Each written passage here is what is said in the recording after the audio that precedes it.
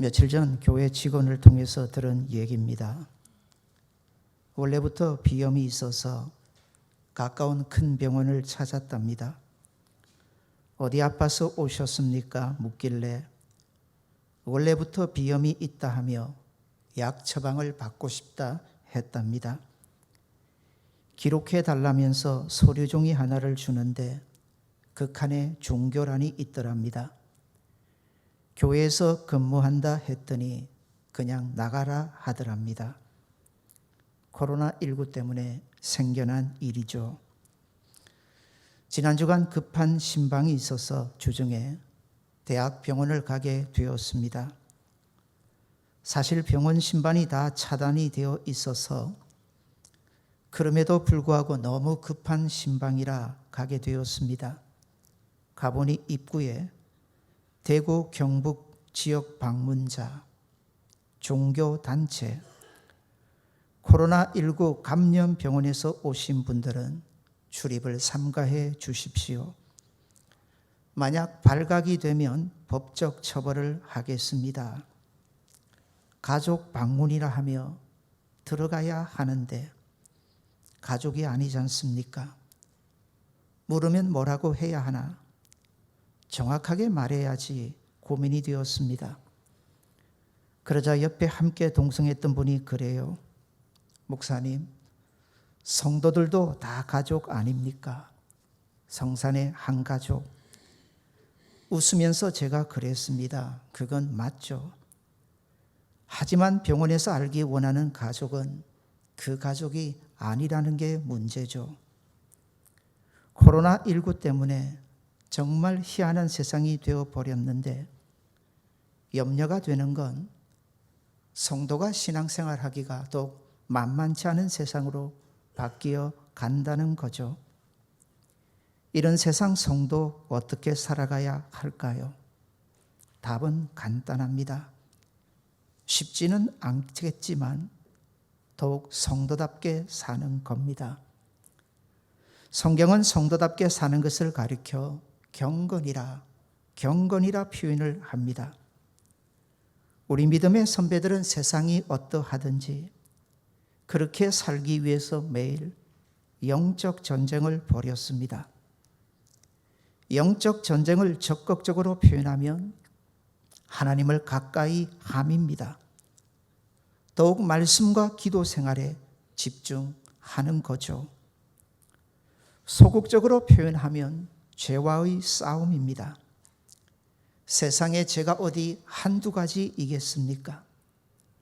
그 무수한 죄 가운데 특별히 큰 죄라고 할까요?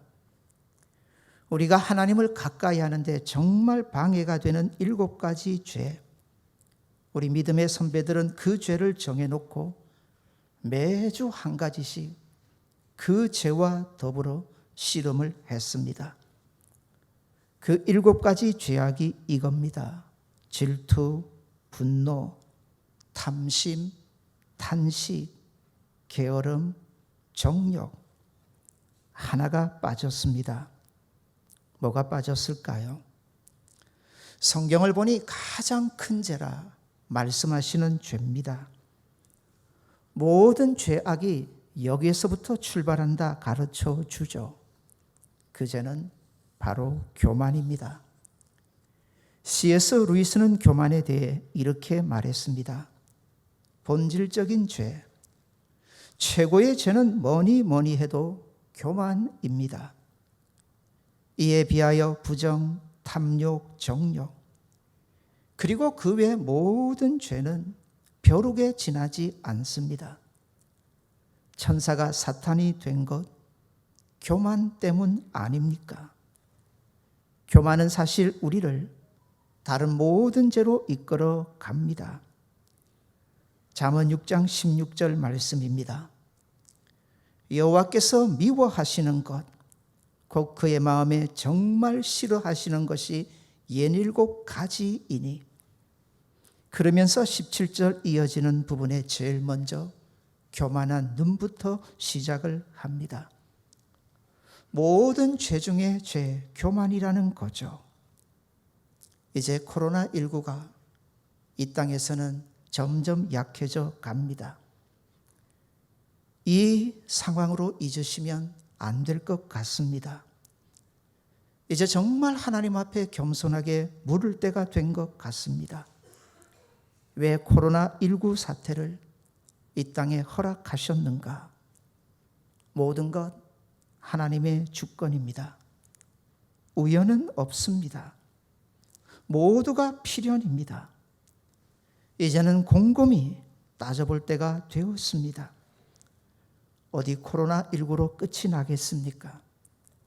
코로나20, 코로나21, 앞으로도 새로운 것들 얼마든지 충분히 생겨나지 않겠습니까? 이 모든 재앙에 대한 답을 분명히 찾아야 제대로 반응을 하지 않겠습니까? 오늘 본문인 시편 85편은 고라자손에 의해 적혔습니다. 무슨 까닭인지 정확하지는 않습니다.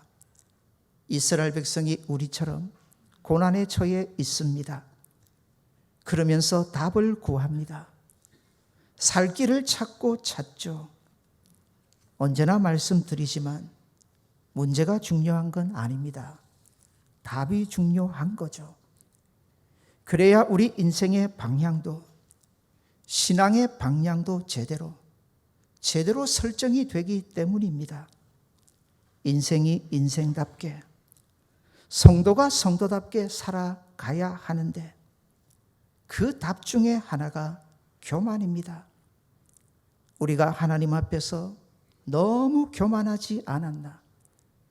진행되는 모든 과정을 통해 함께 돌아보자는 겁니다.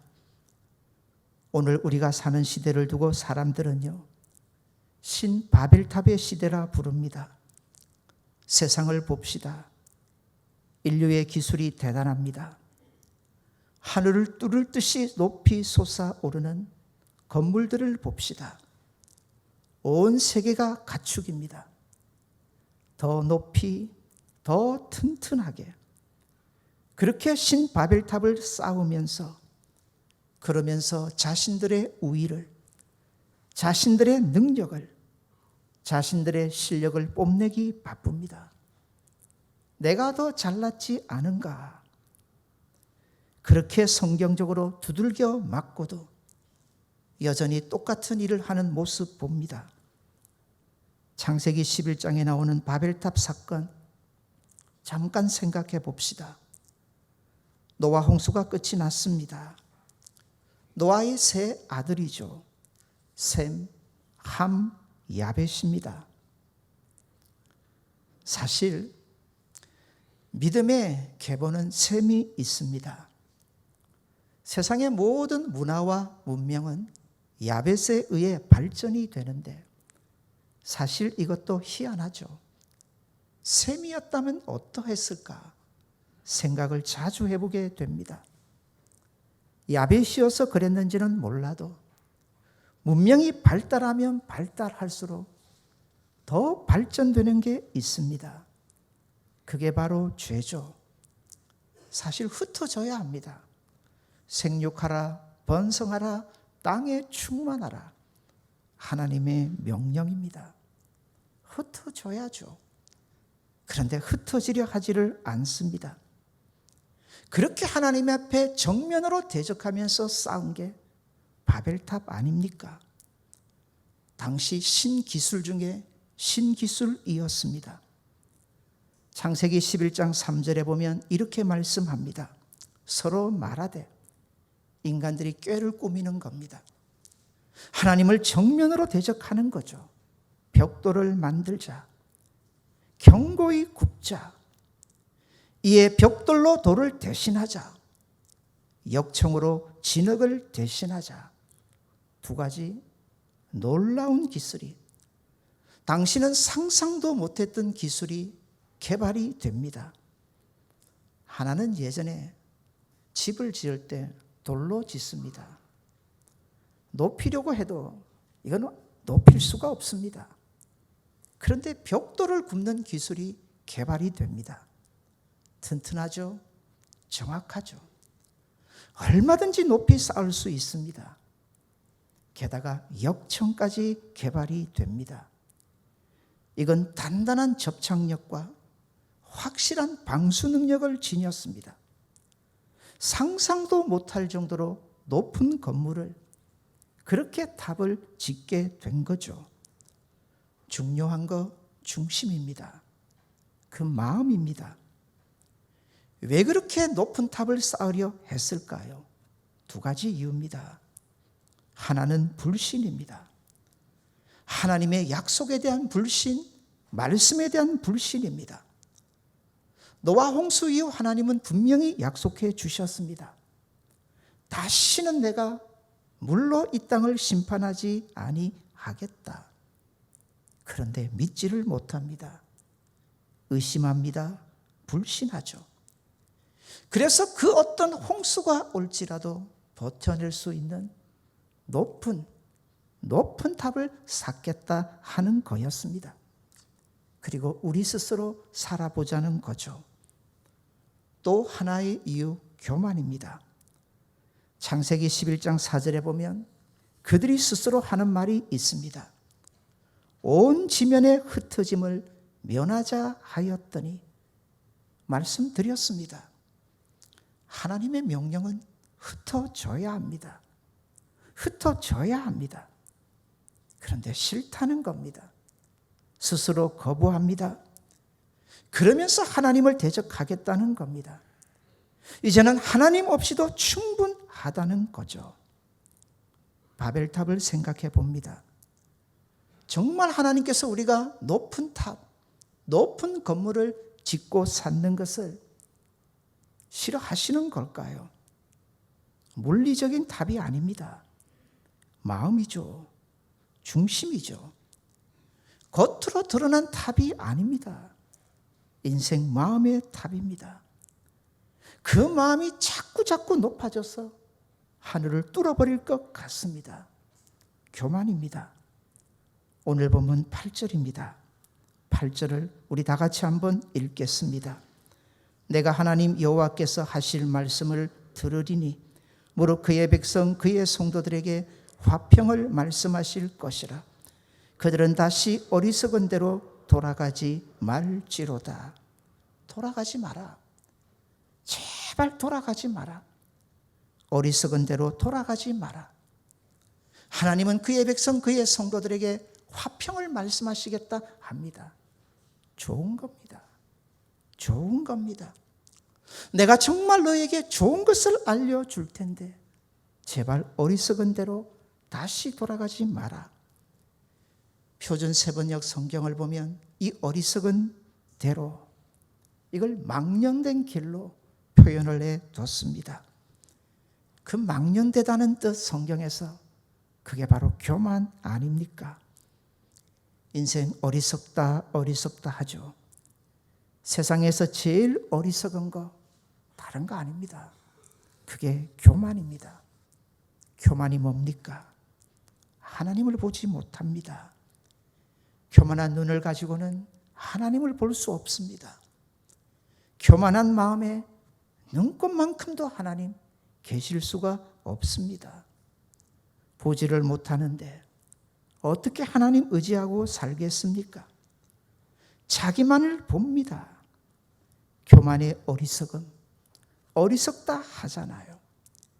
결국은 반드시 믿어야 될 하나님 대신 믿지 말아야 할 인생 스스로를 믿게 됩니다. 우리가 흔히 생각하는 교만은요, 내가 남보다 낫다 여기는 겁니다.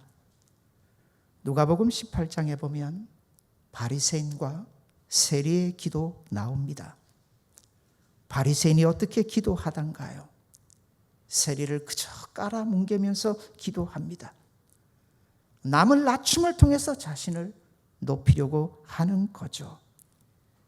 인생이 교만해지는 이유, 자꾸 하나님을 바라보면 되는데 세상을 바라보고 사람을 바라보며 그것으로 기준을 삼기 때문입니다. 코로나19 사태를 경험하면서 정말 충격적인 것 하나, 어떻게 선진국이라 여기던 서양 세계가 저렇게 무너질 수 있을까요? 너무 속절없이 무너지는 서양 세계를 보면서 우리의 연약함을 돌아보게 되지 않습니까? 우리는 아닐 거야. 우리가 누군데? 그렇게 설마 하다가 얼마나 처절하게 당합니까? 서양 세계가 어떤 나라들입니까? 원래는 철저한 기독교 신앙을 바탕으로 세워진 나라들입니다. 서양 나라들이 원래부터 선진국이었을까요? 역사를 거슬러 올라가면 그들의 조상들 다 야만인들입니다. 정말 야만인들입니다. 그들이 변화된 건요, 그들에게 복음이 들어가고 나섭니다. 복음이 들어갑니다. 하나님을 알게 됩니다. 그분의 은혜를 입게 되죠. 그러면서 그리 되었던 겁니다. 그런데 어느 순간 다 잊어버립니다. 그 신앙이 다 무너져 버립니다. 우리가 잘 알잖아요. 서양 세계를 가다 오래된 건물을 보면요, 참 은혜를 받습니다. 학교에 가봐도요, 얼마든지 건물을 높이 지을 수 있는데 높은 건물이 없어요. 제일 높은 건물이 어디냐? 그게 교회입니다. 왜 건물을 낮추어 지었느냐? 어떻게 교회보다 더 높은 건물을 짓겠는가? 하나님의 집보다. 그런 정신으로, 믿음으로 세워진 게 서양이었습니다. 하나님의 은혜를 알았던 거죠. 그런데 다 잊어버렸습니다. 다 잊어버렸습니다. 길거리에 다니는 버스에다가 버젓이 하나님은 존재하지 않는다. 그런데 누구 하나 아우성치지 않습니다. 누구 하나 눈물 짓지 않습니다. 그 모든 걸 당연한 것으로 받아들이고 여겨버립니다. 그러면서 마음에 신바벨탑을 쌓았던 거죠. 그런 서양 세계가 지금 바이러스 하나에 무너집니다. 오늘과 같이 바이러스가 다시 일어날 거 많은 사람들이 예측을 했었습니다. 아주 오래전 바이러스와 관련된 영화를 봤는데요, 지금의 상황과 너무 똑같습니다. 누가 보면 지금 현실을 보고 만든 영화인 것 같아요. 그런데 그 영화와 지금 현실에 차이점이 있습니다. 그게 뭐냐면 코로나19가 강하지 않습니다. 강하지 않습니다. 사스나 메르스보다 강하지 않습니다. 단지 전염성만 강할 뿐입니다. 그런데 여기에다가 치사율까지 높았다면 상상해 봅시다. 세계가 어찌 되었을까요? 어찌 되었을까요? 우리의 어리석음, 우리의 무지했음을 다시 한번 정확하게 깨닫고 깨달아야 하지 않겠습니까? 그리고 돌아봐야 합니다. 살아온 세월이 다시 한번 하나님의 은혜였다는 것 말이죠. 가만히 보면 교만한 자는 절대로 하나님을 믿을 수가 없습니다. 대신 내 주먹을 믿겠다 큰 소리를 치게 되죠. 하나님의 말씀이 믿어지지 않으니 스스로 자신의 인생 스스로가 책임지려고 합니다.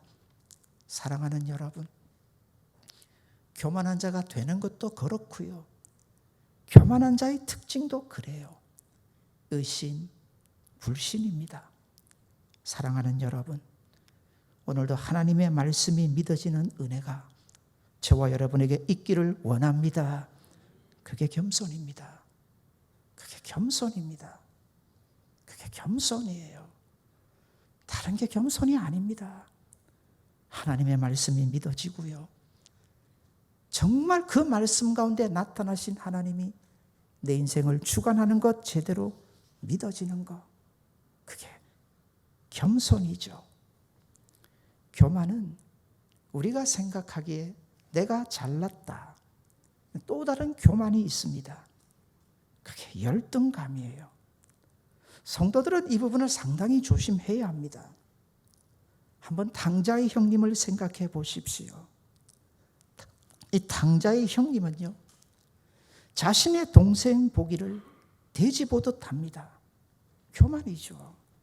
교만입니다. 그런데 탕자의 형님이 가진 교만, 왜 그렇게 교만해졌을까 돌아보면 이유가 좀 다릅니다. 동생이 돌아오잖아요. 아버지가 그 동생을 동생답게 대우를 해주잖아요. 거기서 분노하게 되죠. 터집니다.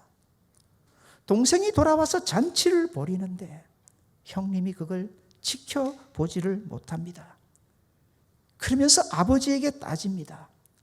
나와 내 친구에게는 염소 새끼 한 마리 내어준 적도 없었는데 동생이 돌아왔다 해서 송아지로 잔치를 벌인다. 그런데 언제 그렇게 아버지한테 한번 부탁이나 요구를 한 적이 있습니까? 아버지의 말이 가슴 아프잖아요. 내 것이 다 너의 것이 아니냐. 이게 아버지 마음이었어요. 이게 아버지 사랑이었어요. 이게 아버지의 중심이었어요. 그런데 왜 요구를 못합니까? 왜 그렇게 분노합니까? 왜 그렇게 화를 냅니까? 믿어지지 않았던 거죠. 믿어지지 않았던 거죠. 자신을 향하신 아버지의 큰 사랑이, 그러면서 마치 나보다 아래를 다른 동생을 더 사랑한 것처럼 착각에 버리게 되는 거죠.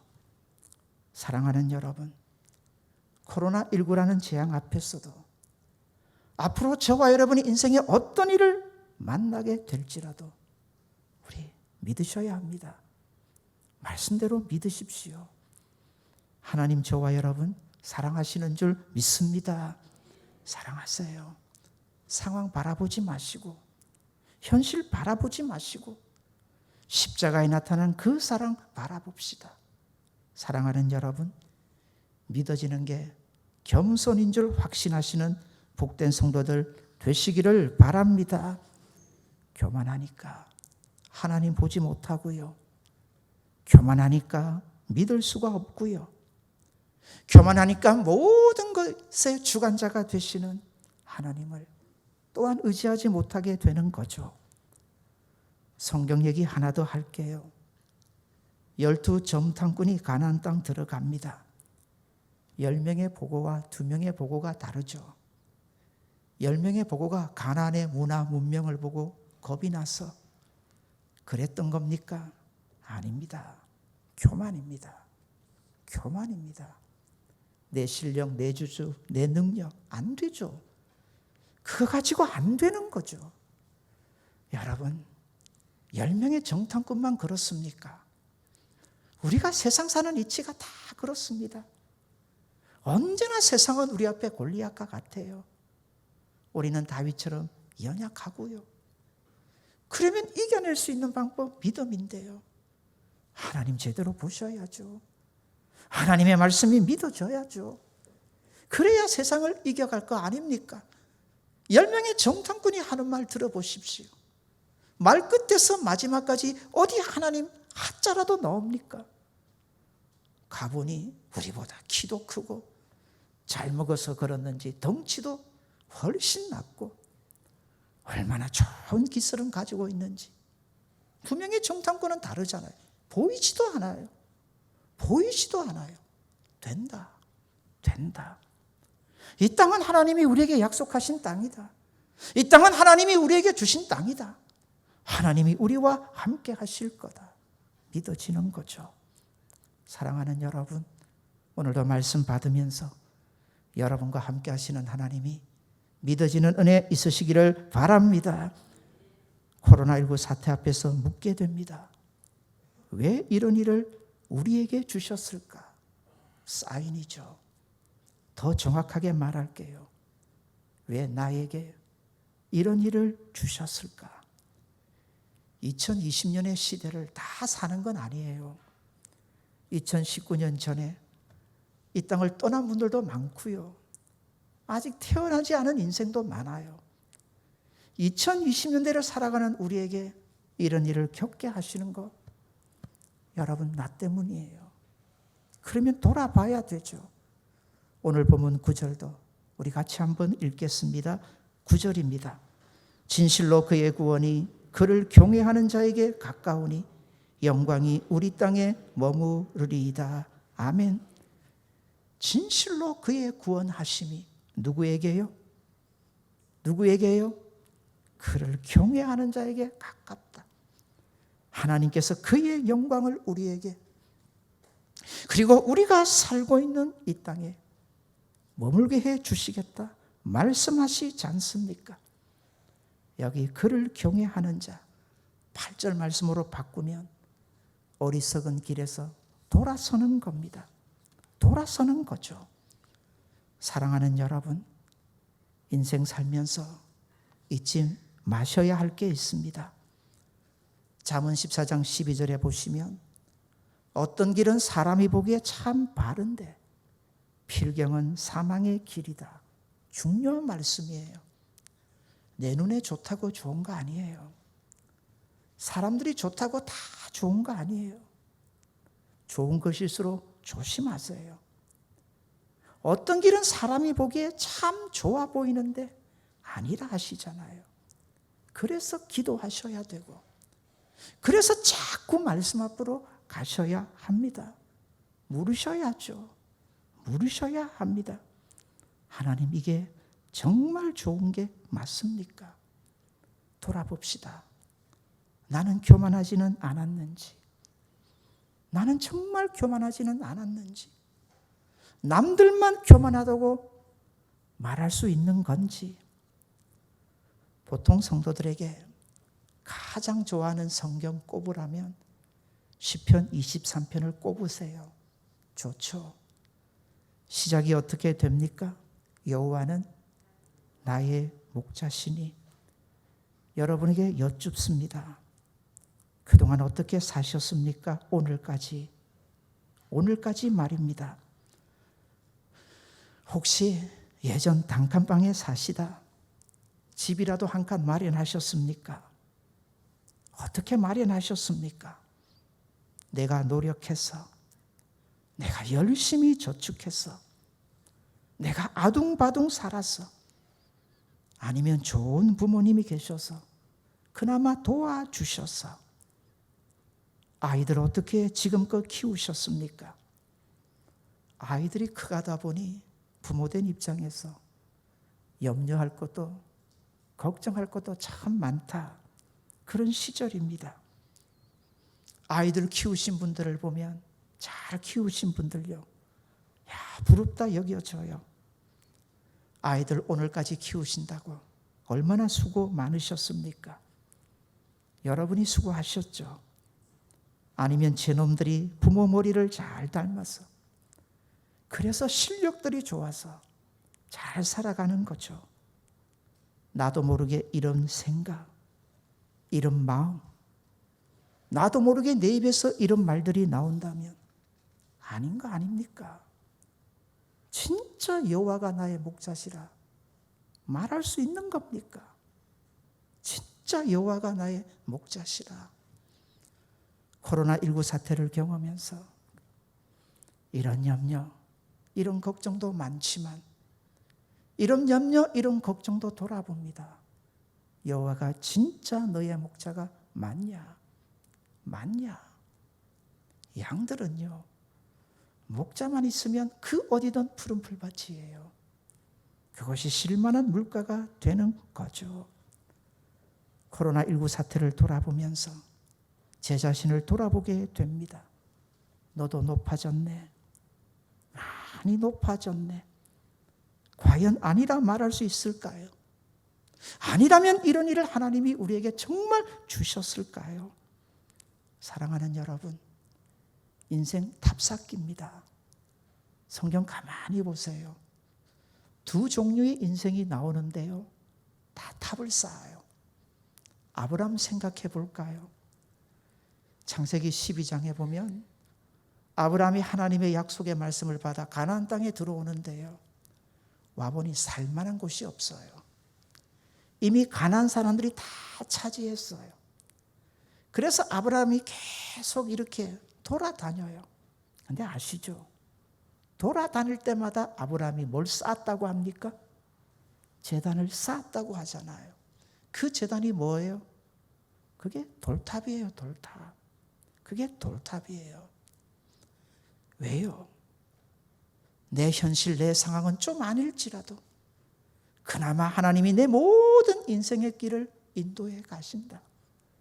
나는 하나님의 은혜로 산다는 증거죠. 증거였습니다. 요단강을 건너요.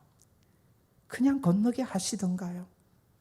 그 중앙에서 돌을 가져와서 돌탑을 쌓게 하시잖아요. 왜요? 잊지 말라고요. 잊지 말라고요. 가만히 있으면 우리 마음은 언제나 교만해지는 거죠. 겸손의 길로 가려면 진짜 하나님 바라보고 말씀 붙잡고 기도하면서 자신을 복종시켜 가야 하는 거 아니겠습니까? 코로나19 사태가 잠잠해져 갑니다. 이 땅에서는요, 그럴수록 마음이 무겁습니다. 잊으면 안 되는데, 잊으면 안 되는데, 그냥 생긴 일은 아닐 텐데, 우리 함께 절대로 잊지 말자. 우리는 하나님의 은혜로 산다. 아무쪼록 남은 세월 더욱 겸손하게 하나님 더욱 바라보고 살아가는 복된 성도들 되시기 바랍니다. 그런 은혜로 살아갑시다. 코로나19 사태 앞에서 우리 마음을 낮추고 더욱 하나님 바라볼 때 하나님 우리에게 살 길 열어주실 줄 믿습니다. 그 믿음 가지고 살아가시는 복된 성도들 되셨으면 좋겠습니다. 우리 다 같이 한번 기도합시다. 주신 말씀 받아서 기도합시다.